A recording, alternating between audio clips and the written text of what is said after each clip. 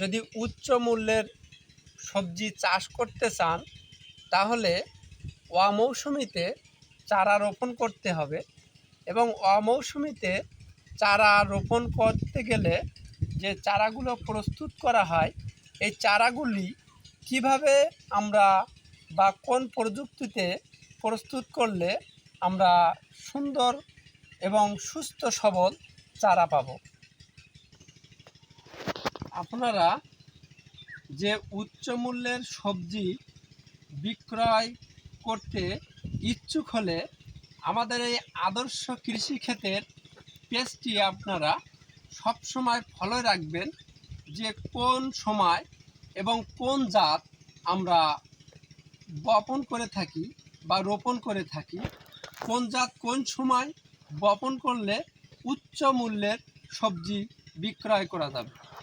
এবং যখন উচ্চ মূল্যে সবজি বিক্রয় করতে যে চারাটি প্রস্তুত করা হয়, এটি হলো অমৌসুমিতে বা অসময়ে বা প্রচুর যখন তাপমাত্রা থাকে সেই সময় চারাটি প্রস্তুত করতে হয়।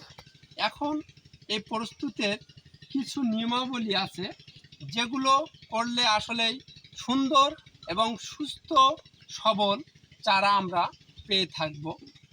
এখন আমরা একটা সুন্দর চারা তৈরি করার কিছু কৌশল এবং কিছু নিয়মাবলী আমরা দেখাবো। সেটি হলো, প্রথমত আমরা যখন সুন্দর করে মাঠ প্রস্তুত করব তখন কিন্তু আমরা প্রত্যেক 5 গ্রাম দানায় আমরা 5 গ্রাম করে রিডুমিল আমরা মাটিতে ব্যবহার করব। দ্বিতীয়ত হলো, চারা গজানোর পরে 3 দিন পর থেকে, অর্থাৎ ওখান থেকে শিডিউল স্প্রে করব, অর্থাৎ 3 দিন অন্তর অন্তর আমরা শিডিউল স্প্রে করব। এবং আসুন স্প্রেটি কিভাবে করব। যদি আমরা এই শুকনা গাছের উপরে আমরা রিডুমিল বা যে মাকড়নাশক যেগুলি আছে, যেমন টমেটোর ক্ষেত্রে ইমিডাক্লোপ্রিড গ্রুপের বিষ, এবং অন্য ক্ষেত্রে যে মাকড়নাশক যে কীটনাশকগুলো আছে, এগুলো যখন আমরা জালি গাছের উপরে বা শুকনা গাছের উপরে স্প্রে করব তখন কিন্তু গাছগুলি দাগক্রান্ত হয়ে যাবে বা অসুস্থ হয়ে যাবে, বা প্রচণ্ড তাপের কারণে এই কীটনাশকটি শুকনা গাছে ব্যবহার করলে গাছটি ঝলসে যেতে পারে বা নষ্ট হয়ে যেতে পারে। এজন্য আমরা কি করব, আমরা প্রথমত গাছটিতে সুন্দরভাবে আমরা পানি দিয়ে ভিজিয়ে নেব।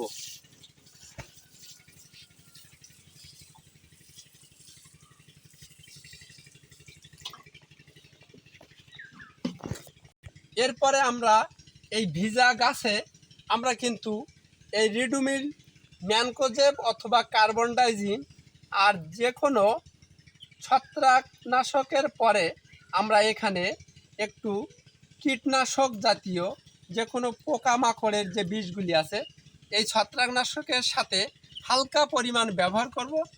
এবং এই মিশ্রিত পানিটি আমরা ভিজা গাছের উপরে ব্যবহার করব, যাতে গাছটি কোনো প্রলেপ না পড়ে বা কোনো দাগক্রান্ত না হয়ে যায় বা গাছটি ঝলসে না যায়। কারণ অমৌসুমিতে ফসল উৎপাদন করতে গেলে যখন চারা বপন করা হয় তখন প্রচণ্ড তাপমাত্রা থাকে, এক্ষেত্রে গাছগুলো শুকনা থাকে। এই শুকনা গাছে কিন্তু আমরা কখনো কীটনাশক স্প্রে করব না। গাছটি আমরা সুন্দর করে ভিজিয়ে দেব। ভিজিয়ে দেওয়ার পরে আমরা ওখানে সুন্দর করে আমরা স্প্রে দেব।